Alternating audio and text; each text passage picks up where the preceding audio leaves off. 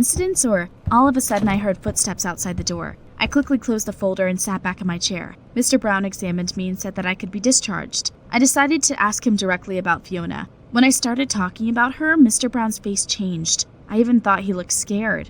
Yeah, we're related. Fiona is my sister. When the accident happened to you, she immediately called me and asked for help. After all, I'm the best plastic surgeon in the city. It made sense, but we were talking about my stepmother who hated me.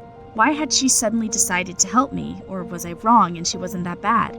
I told my dad about Fiona's surgeries, but he sided with her again. He said he didn't see anything wrong with plastic surgeries.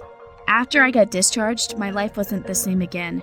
Before the surgery, I had been beautiful and successful, and after that, I became an outcast. My college classmates were there for me, but no one talked to me the way they used to. Their pity annoyed me. I didn't want to be pitied at all.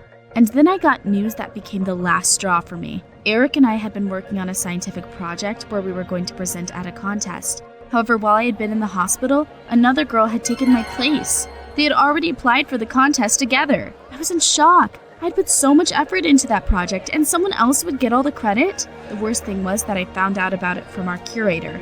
And Eric hadn't said a word to me. He was avoiding me and hadn't even visited me in the hospital.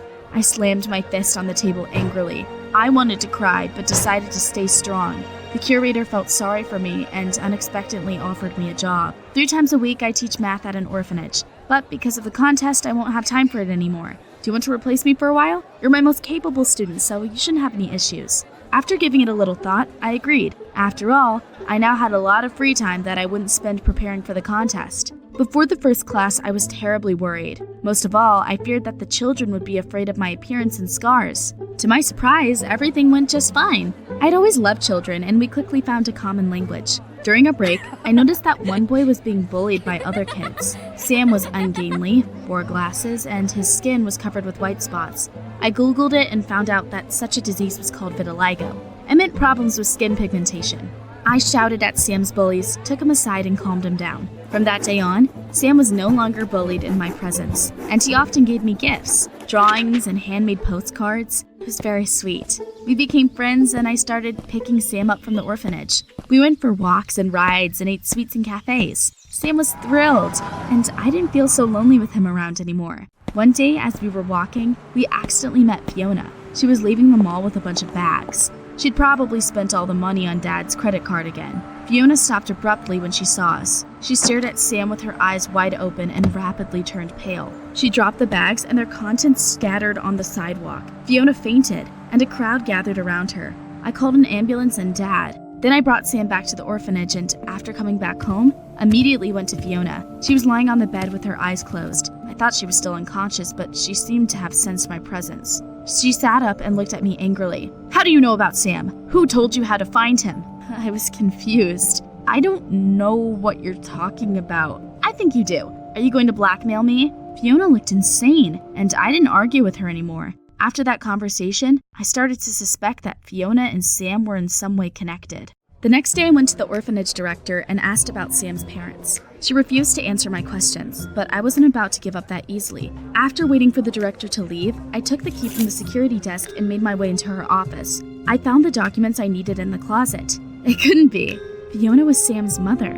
I had no words. I took photos of the documents, closed the office behind me, and went home. I wanted to show the photo to Dad, but he wasn't at home. However, I was in for another surprise that shocked me even more than Fiona and Sam being related had. I was walking to my room when I heard my stepmother talking on the phone. She hadn't noticed that I was back, so she was speaking loudly. "I don't care if your conscience torments you, dear brother. If you blab about it, you'll go to jail and nothing will happen to me." Fiona's talk with Mr. Brown intrigued me. I even pressed my ear against my bedroom door to hear better.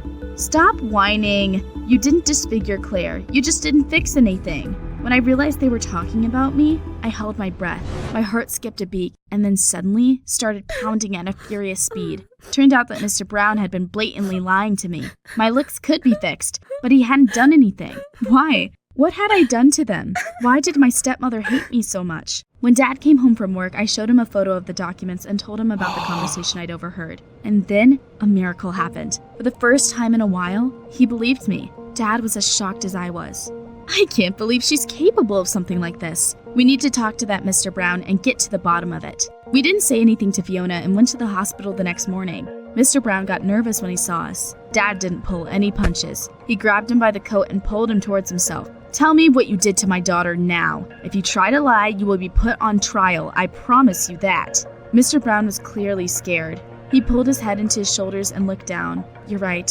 I deserve to go to jail. It's all because of my sister. As a child, Fiona was very ugly and she was constantly bullied. So when she turned 18, she got interested in plastic surgery and changed almost beyond recognition.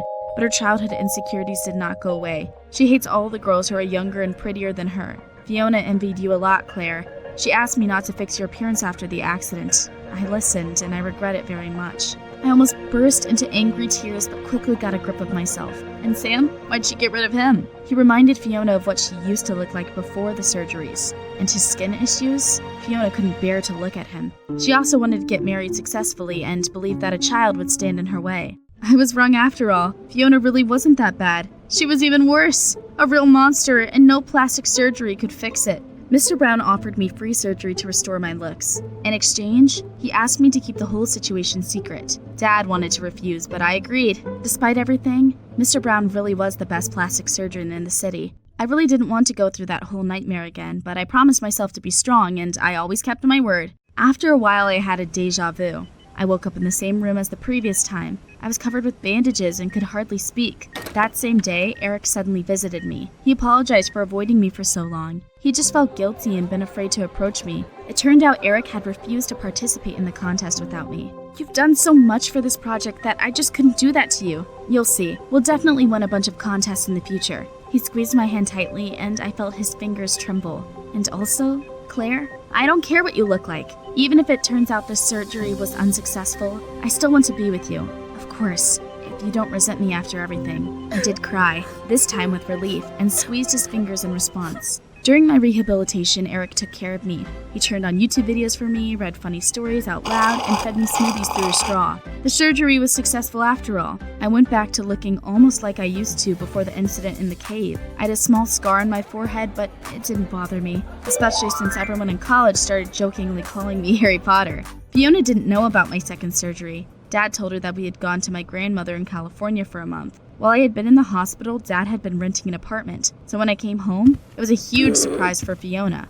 When she saw me, she was speechless and turned green with anger. When my dad said he had filed for a divorce, Fiona tried to justify herself. But of course, no one listened to her anymore.